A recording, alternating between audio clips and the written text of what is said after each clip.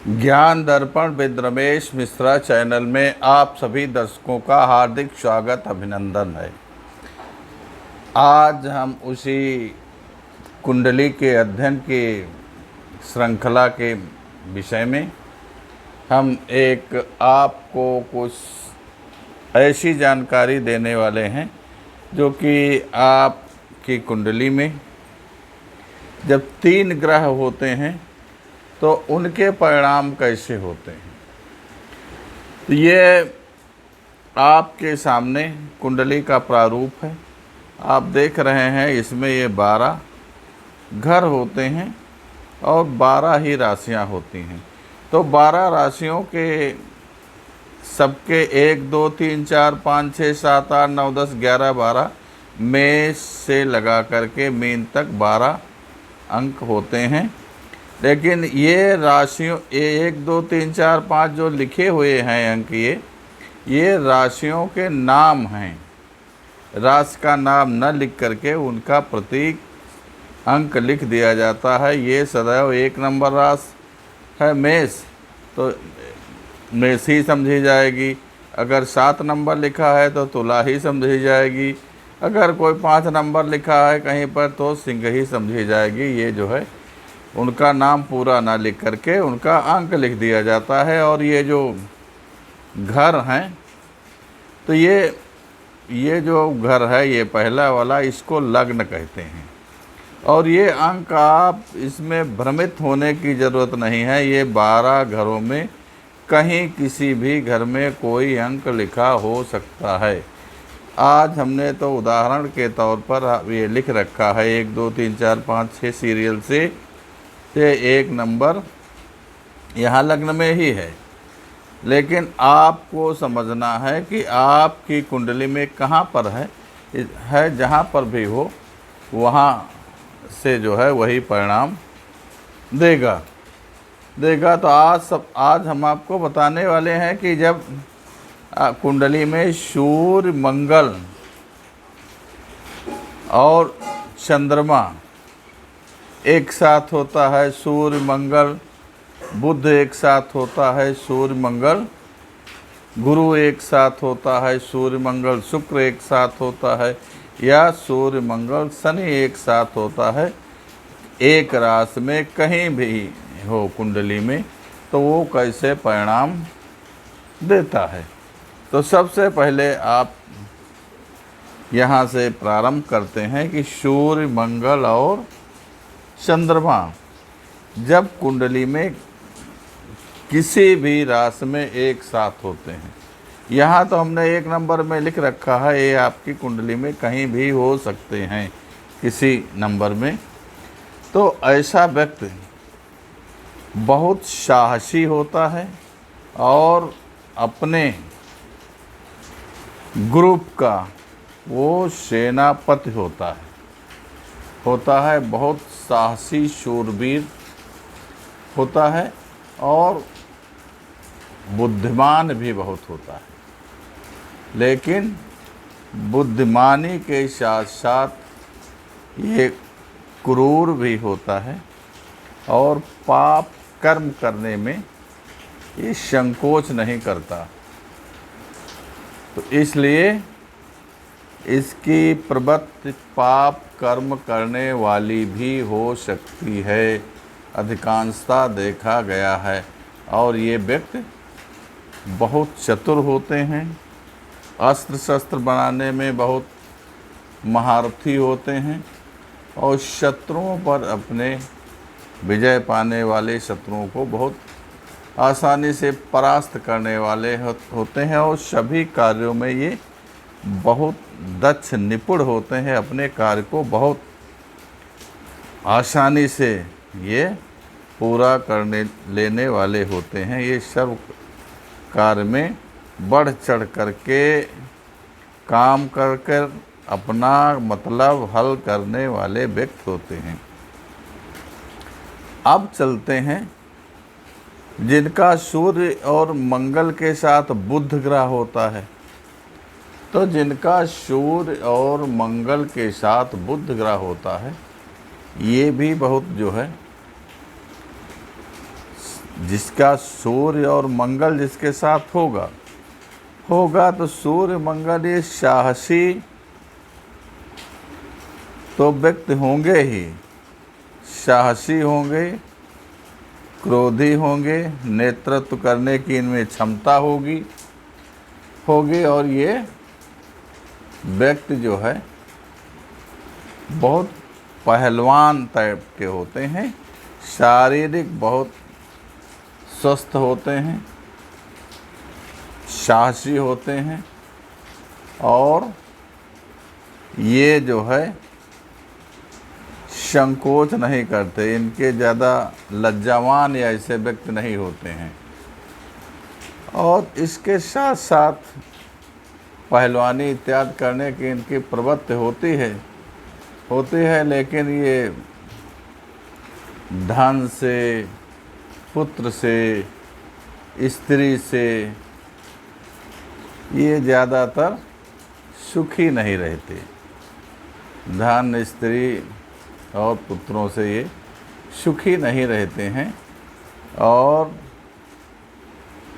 ये भी देखा गया है कि कुछ ऐसे व्यक्ति धन, स्त्री, पुत्र इत्यादि से विरक्त ही रहते हैं, या समझिए इससे ही नहीं रहते हैं। आप चलते हैं, आप कुंडली में सूर्य मंगल के साथ यदि गुरु बैठा है तब ये 3 ग्रहों की युति बनती है। तो इसका सूर्य मंगल यहाँ पर हमने तो 4 नंबर में लिख रखा है, आपकी ये उदाहरण के तौर पर है, आपकी कुंडली में किसी राशि में हो सकता है। तो सूर्य मंगल और गुरु जिसकी राशि में होगा, ये व्यक्ति बहुत ही बुद्धिमान होगा, बोलने में बहुत चतुर होगा। ऐसा व्यक्ति बहुत बुद्धिमान, अपनी वाणी से दूसरे को प्रभावित करने में बहुत ही चतुर व्यक्ति होता है। और ऐसे व्यक्ति बहुत धनवान होते हैं। उच्च व्यक्तियों के, उच्च पदाधिकारियों के, राजनीतिक बड़े पदों पर बैठे हुए लोगों के ऐसे व्यक्ति सलाहकार होते हैं। जैसे राजा के पहले मंत्री होते थे, इसी तरीके से ये व्यक्ति उच्च पदों वाले व्यक्तियों के सलाहकार होते हैं, चाहे किसी बड़ी कंपनी के सलाहकार हुए या किसी राजनेता के सलाहकार हुए। तो इस तरीके के ये व्यक्ति बहुत अपने गुण के द्वारा और सत्यवादी भी होते हैं और बड़े उदार प्रवृत्ति के होते हैं। तो जिनका सूर्य, मंगल और गुरु एक साथ किसी राशि में होता है, ये व्यक्ति बहुत बुद्धिमान, सत्यवादी और उदार संपन्न व्यक्ति होते हैं। अब चलते हैं जिनका सूर्य, मंगल और शुक्र किसी एक राशि में होता है कुंडली में। हमने तो यहाँ उदाहरण के तौर पर 8 नंबर में लिख रखा है, आपका कहीं भी हो सकता है। तो ऐसे व्यक्ति थोड़ा नेत्रों की बीमारी से परेशान रहते हैं और ये व्यक्ति अच्छे परिवार में, अच्छे वंश में ये जन्म लेकर के, अच्छे कुल में जन्म लेकर के बड़े भाग्यशाली व्यक्ति होते हैं। लेकिन इनके पास धन दौलत की कमी नहीं होती है। ये जन्म से अधिकांशता जो है धनी परिवारों में, संपन्न परिवारों में जन्म होता है इनका। और ये व्यक्ति थोड़ी भाषा जो है इनकी कठोर होती है। ये जो है कट वचन बोलने वाले होते हैं और ये संपत्तिशाली और शक्तिशाली होते हैं। इनके वैभव में कोई कमी नहीं रहती, विद्वता में कोई कमी नहीं रहती, धन में कोई कमी नहीं रहती है। और नेत्र रोग से अधिकांशतः ये परेशान पाए जाने वाले व्यक्ति होते हैं। अब चलते हैं, शुक्र के बाद शनि ग्रह आता है। तो जिनका सूर्य, मंगल और शनि, इन तीनों की युति किसी कुंडली में बनती है। तो यहाँ हमने तो 10 नंबर में लिख रखा है, आपकी कहीं भी हो सकती है। तो ऐसा व्यक्ति, ये सूर्य, मंगल और शनि, ये तीनों ग्रह एक प्रवृत्ति के लगभग हैं, जिनको पाप ग्रह कहते हैं। ये इनकी प्रवृत्ति बहुत अच्छी नहीं होती। जब तीनों एक साथ सूर्य, मंगल और शनि एकत्रित हो जाते हैं तो जीवन ऐसे व्यक्ति का बहुत दुखपूर्ण रहता है। अधिकांशतः देखा गया है कि ऐसे व्यक्ति जिनका सूर्य, मंगल, शनि किसी एक राशि में है, अंगहीन पाए गए बेचारे, कुछ रोगी पाए गए, जीवन भर बीमारियों से त्रस्त व्यक्ति, माता पिता स्वजन कोई है ही नहीं परिवार में, परिवार से रहित अपने भाई बहन, माता पिता इत्यादि का वियोग सहने वाले।